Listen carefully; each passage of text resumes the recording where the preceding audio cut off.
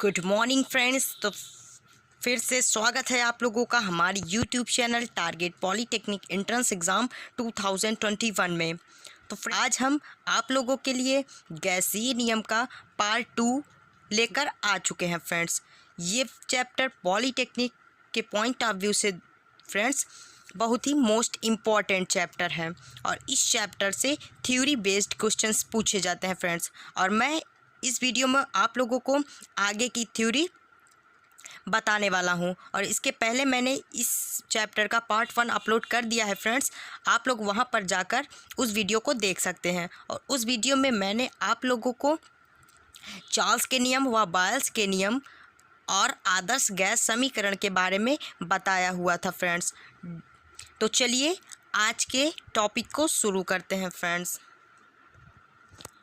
हमारा आज का पहला टॉपिक है डाल्टन का आंशिक दाब का नियम फ्रेंड्स। आज हम लोग जानेंगे कि डाल्टन के आंशिक दाब के नियम क्या है फ्रेंड्स। तो चलिए स्टार्ट करते हैं। तो हमारा है लिखा हुआ है यहाँ पर, यदि अक्रिय अर्थात परस्पर क्रिया ना करने वाली गैस। तो फ्रेंड्स अक्रिय गैस कौन सी होती है? जो परस्पर क्रिया नहीं करती है। दो या दो से अधिक गैसों को एक पात्र में बंद कर रख दिया जाए तो समस्त गैसों का परिणामी दाब उनके अलग अलग दाबों के योग के बराबर होता है फ्रेंड्स। ये हमारा डाल्टन के आंशिक दाब का नियम कहता है। क्या कहता है? यदि अक्रिय दो या दो से अधिक गैसों को एक पात्र में बंद कर दिया जाए तो समस्त गैसों का परिणामी दाब उनके अलग अलग दाबों के योग के बराबर होता है। अर्थात यदि गैसों के आंशिक दाब क्रमशः P1, P2 और P3 हो तो उनका परिणामी दाब क्या होगा फ्रेंड्स? परिणामी दाब P बराबर होगा friends P1 plus P2 plus P3 plus dot dot dot. ये हमारा किसने बताया फ्रेंड्स? डाल्टन ने बताया। आगे बढ़ते हैं। आगे है हमारा आंशिक दाब कहते किसे हैं फ्रेंड्स। तो सबसे पहले आपको बताते हैं कि आंशिक दाब कहते किसे हैं। आंशिक दाब किसी गैस का ताप और आयतन गैसीय मिश्रण के ताप और आयतन के बराबर होने पर अकेली गैस का जितना दाब होगा वह उस गैस का आंशिक दाब कहलाता है फ्रेंड्स। तो क्या कह रहा है? आंशिक दाब किसे कहते हैं? किसी गैस का ताप व और आयतन गैसीय मिश्रण के ताप व आयतन के बराबर होने पर अकेली गैस का जितना दाब होगा उस गैस का आंशिक दाब कहलाता है फ्रेंड्स। पार्शियल प्रेशर जिसे आप कहते हैं इंग्लिश में। तो चलिए आगे बढ़ते हैं फ्रेंड्स। यहाँ से आपको डाल्टन का जो नियम है उसे ज़रूर से ज़रूर याद कर लीजिएगा, क्योंकि इस नियम से आपसे क्वेश्चंस पूछ सकता है फ्रेंड्स पेपर में। तो चलिए आगे बढ़ते हैं। आगे हमारा है आंशिक दाब कैसे हम ज्ञात करेंगे फ्रेंड्स। तो आंशिक दाब किस तरह हम ज्ञात करेंगे हम, चलिए आपको बताते हैं। यदि गैसों के मिश्रण का संपूर्ण दाब P है और मिश्रण में कुल अणुओं की संख्या N है तथा जिस गैस का आंशिक दाब ज्ञात करना है उसके अणुओं की संख्या N1 है, तो आंशिक दाब हम कैसे ज्ञात करेंगे फ्रेंड्स। तो चलिए आपको बताते हैं कि आंशिक दाब कैसे ज्ञात करेंगे। तो यहाँ पर फार्मूला लिखा हुआ है P1 बराबर P इंटू N1 अपान N। तो ये हमारा जो P है वो है कुल दाब। कुल दाब अर्थात जो गैस का संपूर्ण दाब है वो दाब है। और यहाँ N जो दिया हुआ है ये कुल अणुओं की संख्या दिया हुआ है फ्रेंड्स। कुल अणुओं की संख्या दिया हुआ है फ्रेंड्स। और N1 जो है जिसका आप आंशिक दाब ज्ञात कर रहे हैं उसके अणुओं की संख्या है। अणुओं की संख्या है फ्रेंड्स। तो ये हमारा तीन हो गया। और जो P1 है फ्रेंड्स वो है जिस गैस का आप आंशिक दाब ज्ञात कर रहे हैं फ्रेंड्स उसका दाब P1 है। ये हमारा जिस गैस का आप आंशिक दाब ज्ञात करेंगे फ्रेंड्स उसका दाब है P1। फार्मूले से आप आंशिक दाब ज्ञात कर सकते हैं फ्रेंड्स। तो चलिए आगे बढ़ते हैं। आगे है हमारा ग्राहम का विसरण नियम। तो फ्रेंड्स ये आपके पेपर के पॉइंट ऑफ व्यू से बहुत ही मोस्ट इम्पॉर्टेंट नियम है इस नियम से हर साल आपसे कोई ना क्वेश्चन ज़रूर पूछता है फ्रेंड्स, कोई ना कोई क्वेश्चन ज़रूर पूछता है। तो इसे आप ध्यान से समझिएगा। तो ग्राहम ने जो अपना नियम दिया विसरण का, वो है गैसों का वह अणु जिसके कारण वे गुरुत्वाकर्षण के नियम के विरुद्ध एक दूसरे में मिलने की प्रवृत्ति रखते हैं, गैसों का विसरण कहलाता है फ्रेंड्स। तो ग्राहम के अनुसार किसी गैस के विसरण की दर उसके घनत्व के वर्गमूल के व्युत्क्रमानुपाती होती है। फ्रेंड्स, ग्राहम का जो विसरण नियम है वो ये दिया हुआ है फ्रेंड्स। ग्राहम के जो विसरण नियम, ग्राहम ने जो बताया विसरण का नियम को, वो बताया कि जो गैसों की विसरण की दर होती है फ्रेंड्स, वो गैसों की विसरण की दर को हम लोग आर से डिनोट करते हैं, आर से लिखते हैं फ्रेंड्स। वो होती है उसके घनत्व के वर्गमूल के व्युत्क्रमानुपाती होती है फ्रेंड्स। ये हमारा ग्राहम का विसरण का नियम कहता है फ्रेंड्स। आप इसको ज़रूर याद कर लीजिएगा फ्रेंड्स। ये एक बार पेपर में भी आ चुका है फ्रेंड्स कि ग्राहम का विसरण नियम क्या है निम्न में से। तो उसमें आपको 3-4 ऑप्शन दे देगा फ्रेंड्स, और आपसे उसमें से सही ऑप्शन को ढूंढना रहेगा फ्रेंड्स। तो ये हमारा सही ऑप्शन हो जाएगा। चलिए आगे बढ़ते हैं। आगे दिया हुआ है, यदि विसरण की दर r तथा घनत्व d हो तो r is directly proportional to 1/√d। ये फ्रेंड्स, ये मैंने आपको बताया भी है, इसे आप लिख भी लीजिए क्योंकि ये बहुत ही इम्पॉर्टेंट लॉ है फ्रेंड्स। तो चलिए इसको आगे हम और बताते हैं डिटेल में।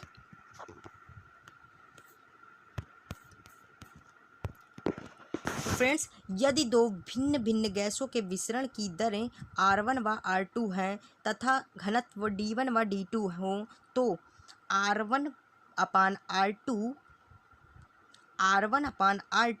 बराबर किसके हो जाएगा, √D2/D1 के फ्रेंड्स।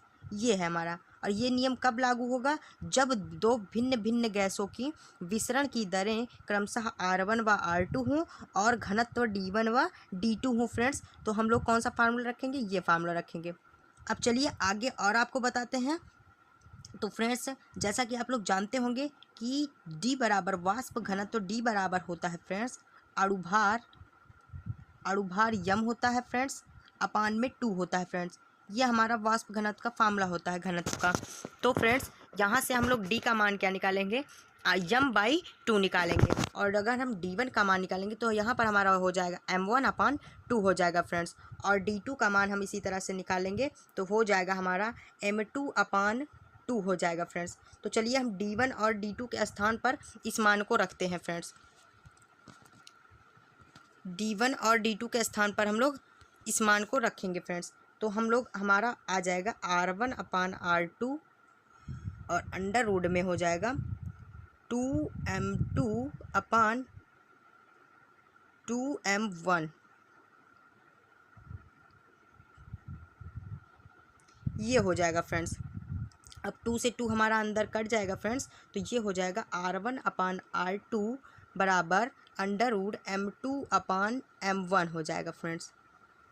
तो ये हमारा गैस के विसरण की दर और अणुभार के मध्य में संबंध आ गया फ्रेंड्स। जैसा कि आप लोग यहाँ स्क्रीन पर भी देख पा रहे होंगे कि यहाँ पर जो दिया हुआ है फ्रेंड्स, R1/R2 दिया हुआ है बराबर किसके है, m2/m1 के बराबर है। तो इस प्रकार जो हमारा गैस के विसरण की दर हो जाएगी फ्रेंड्स, वो हो जाएगी इन्वर्सली प्रोपोर्शनल टू √m हो जाएगी फ्रेंड्स।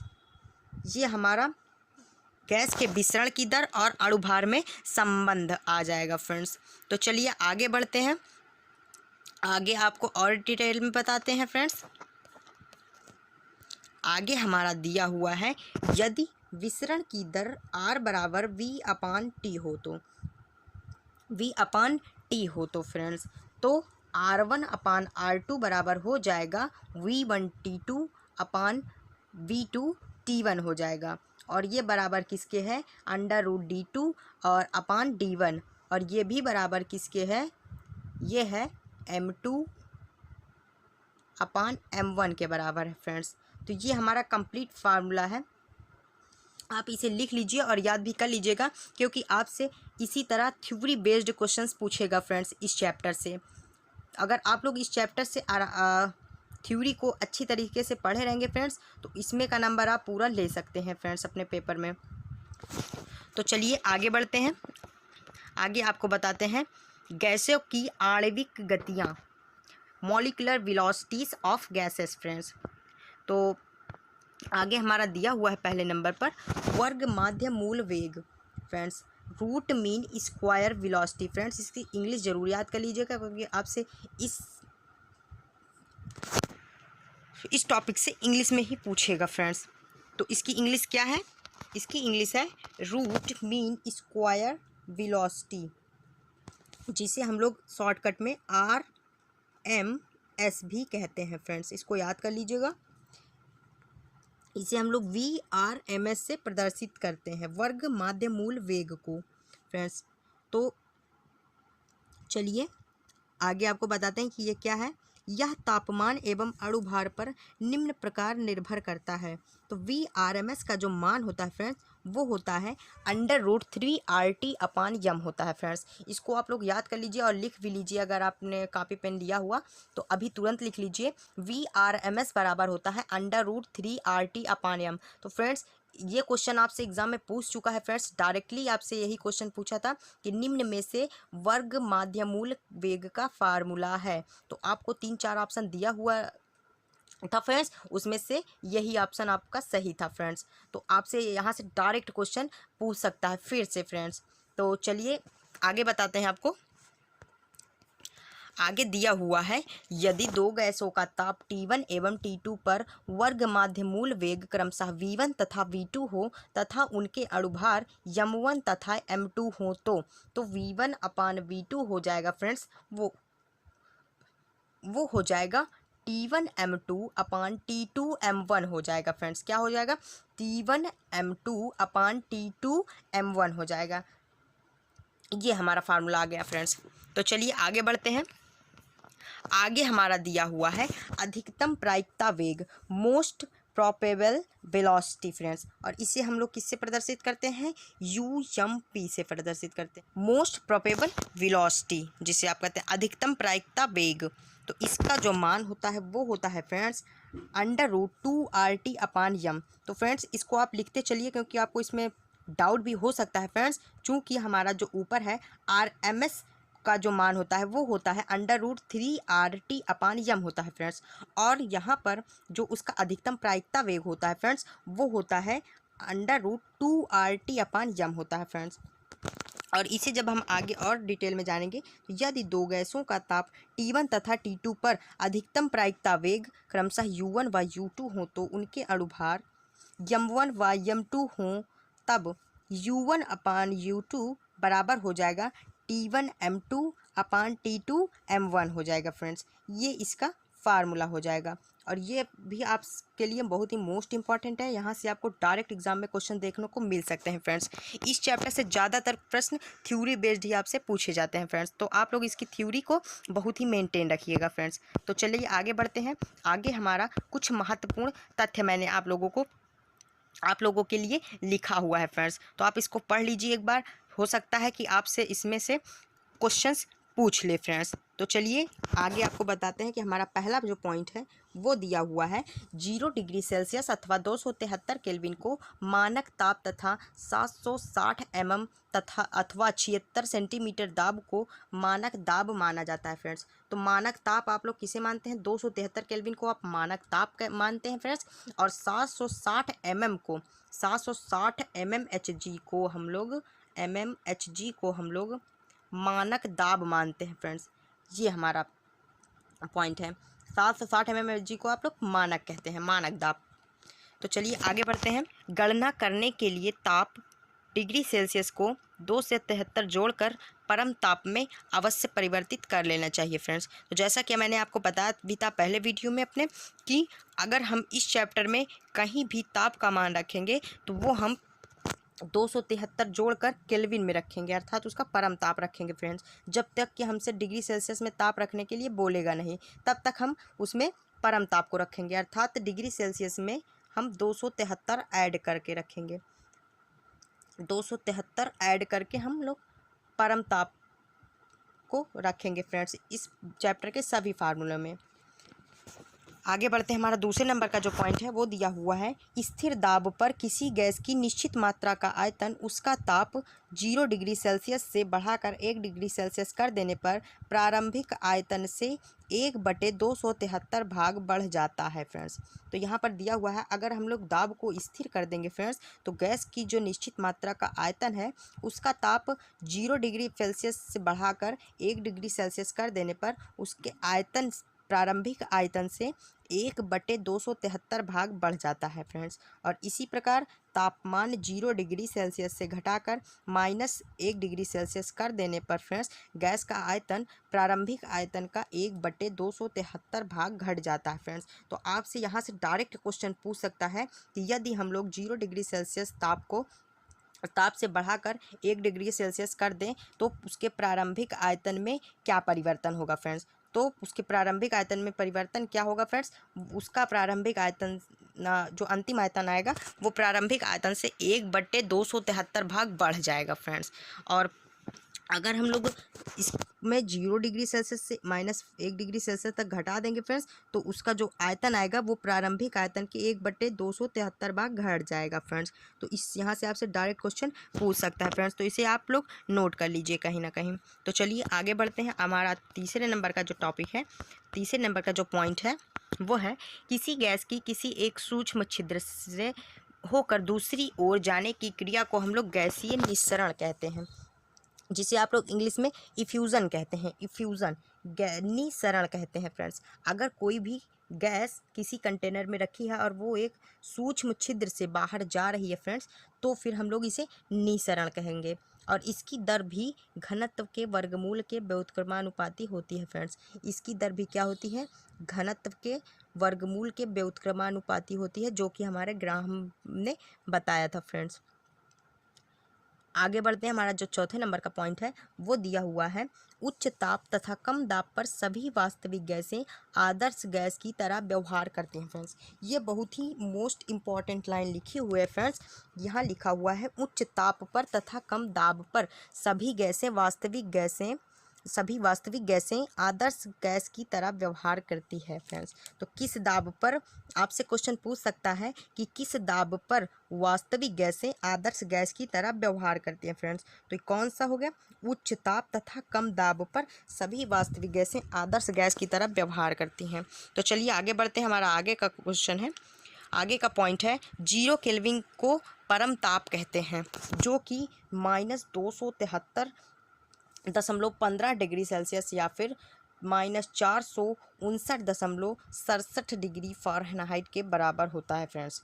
तो इसे आप लोग याद कर लीजिएगा कि 0 केल्विन परम ताप किसके बराबर होता है, तो -273.15 डिग्री सेल्सियस या फिर -459.67 डिग्री फ़ारेनहाइट के बराबर होता है फ्रेंड्स। तो इसे आप लोग ज़रूर याद कर लीजिए। चलिए आगे का पॉइंट बताते हैं आप लोगों को। आदर्श गैसें काल्पनिक गैस होती हैं फ्रेंड्स। इसे मैंने आप लोगों को पहले वीडियो में भी बताया था फ्रेंड्स कि आदर्श गैस एक प्रकार की काल्पनिक गैस होती है फ्रेंड्स। तो आशा करते हैं ये वीडियो आप लोगों के लिए बहुत ही हेल्पफुल रहा होगा फ्रेंड्स। और इस चैप्टर से आपसे ज़्यादातर थ्योरी बेस्ड क्वेश्चन एग्जाम में पूछे जाते हैं फ्रेंड्स। तो जितना मैंने अभी तक पार्ट 1 और पार्ट 2 में थ्योरी को बताया फ्रेंड्स, तो अगर आप इनसे भी पूरा पढ़ लेते हैं तो इससे बाहर का एक भी क्वेश्चंस आपसे नहीं पूछा जाएगा फ्रेंड्स। और बाकी इसके कुछ क्वेश्चंस को जो कि प्रीवियस ईयर में आ चुके हैं फ्रेंड्स, उसे मैं आप लोगों को इसके पार्ट 3 में कवर करवा दूंगा फ्रेंड्स। और उसका लिंक भी मैं इस वीडियो के डिस्क्रिप्शन बॉक्स में दे दूंगा फ्रेंड्स। और अभी तक अगर आपने मेरे चैनल को सब्सक्राइब नहीं किया हुआ है फ्रेंड्स, तो प्लीज़ इसे सब्सक्राइब कर लीजिए और अपने दोस्तों के भी इस चैनल के बारे में बताइए फ्रेंड्स, ताकि उनकी भी कोई हेल्प हो सके फ्रेंड्स। तो मिलते हैं अपने नेक्स्ट वीडियो में, तब तक के लिए धन्यवाद।